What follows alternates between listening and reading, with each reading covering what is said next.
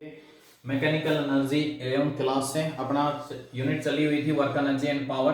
तो mechanical energy क्या होती है? Mechanical energy is the sum of kinetic energy plus में पोटेंशियल एनर्जी। ठीक है, आपकी टोटल एनर्जी कंजर्व कब रहती है? इफ जो वर्क डन है बाय फोर्स इज कंजर्वेटिव। ठीक है, तो उस केस में टोटल एनर्जी जो है वो हमारी कंजर्व रहेगी, अदरवाइज नहीं। उसमें नॉन कंजर्वेटिव फोर्स के द्वारा जो वर्क डन है ना वो जीरो होना चाहिए।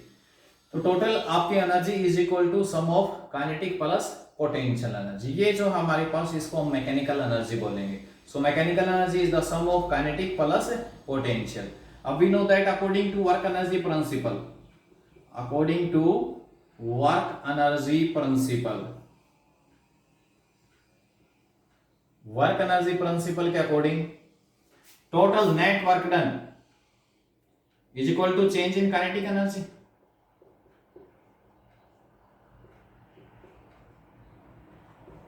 ठीक है, net work done force into displacement ले लिया। ठीक है, डेल्टा एक्स हमारे पास डिस्प्लेसमेंट हो गया, तो force into displacement net work done किसके इक्वल था? चेंज इन काइनेटिक एनर्जी के इक्वल था। ठीक है, but according to potential, potential energy के अंदर क्या होता है? In potential energy delta V minus delta V is equal to था F डॉट डेल्टा एक्स।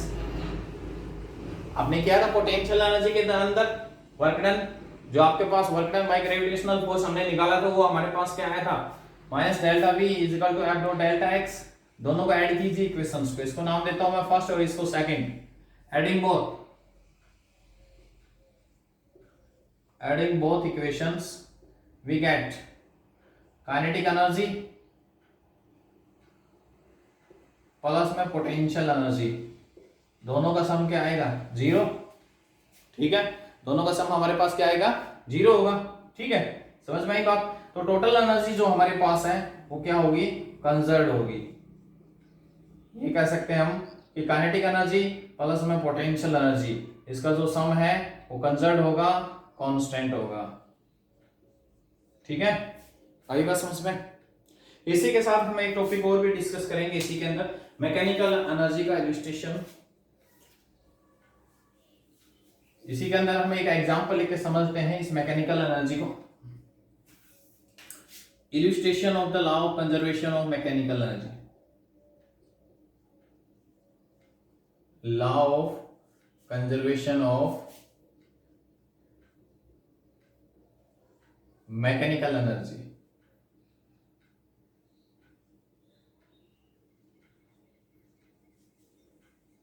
इसके अंदर मैंने क्या किया, यहां पर एक फ्रीली फॉल मोशन लेता हूं एक एम मास की बॉडी का। ठीक है, ये हमारा ग्राउंड हो गया। ठीक है, इस ए पॉइंट से किसी बॉडी को मैंने ड्रॉप किया जो आपके एच हाइट पे, ग्राउंड से एच हाइट के ऊपर लाई कर रहा है। ठीक है, यहां पर मैं 3 पॉइंट लेके चलता हूं, ए बी एंड सी।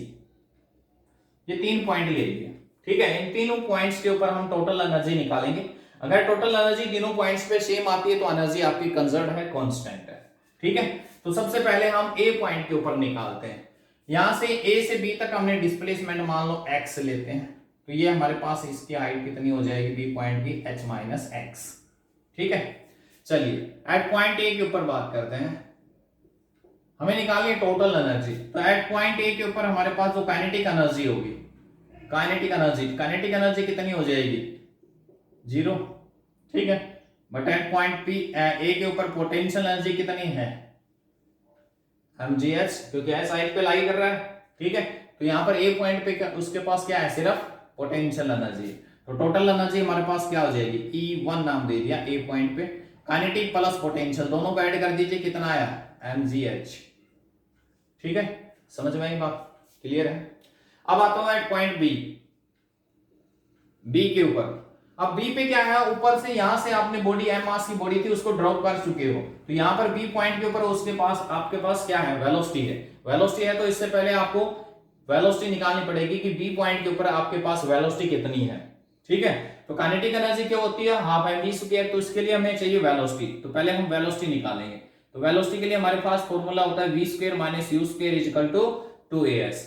ठीक है, तो v square minus u square drop किया है तो u तो 0 हो जाएगा, एक्सेलरेशन ग्रेविटी के इक्वल हो जाएगा, और s a से b तक आता है तो डिस्प्लेसमेंट कितना हो गया x। ठीक है, तो v स्क्वायर की वैल्यू आ गई हमारे पास 2gx। तो काइनेटिक एनर्जी कितनी आ जाएगी हमारे पास, हाफ एम वी का स्क्वायर, वी स्क्वायर की वैल्यू रख दो, वी स्क्वायर किसके इक्वल है 2gx, 2 से 2 कैंसिल आउट, काइनेटिक एनर्जी की आ गई हमारे पास mgx। ठीक है, अब बात करते हैं potential energy. Potential energy B point कितने हाइट पे है, हाइट कितनी हो जाएगी h माइनस एक्स। ठीक है, तो टोटल एनर्जी कितनी होगी, E2 से रिप्रेजेंट कर दिया मैंने इसको, E2 is the total energy at point B. तो बी पॉइंट पे काइनेटिक mgx प्लस में पोटेंशियल mgh माइनस एक्स, इस ब्रैकेट को खोलेंगे तो क्या मिलेगा हमें, mgx प्लस में mgh माइनस mgx, ये mgx से mgx कैंसिल आउट, क्या आ गया आपके पास mgh। मतलब बी पॉइंट के ऊपर भी एनर्जी आपकी सेम आ रही है जो ए पॉइंट पे आ रही थी। सिमिलरली एट पॉइंट सी के ऊपर फाइंड आउट करते हैं। Now at point C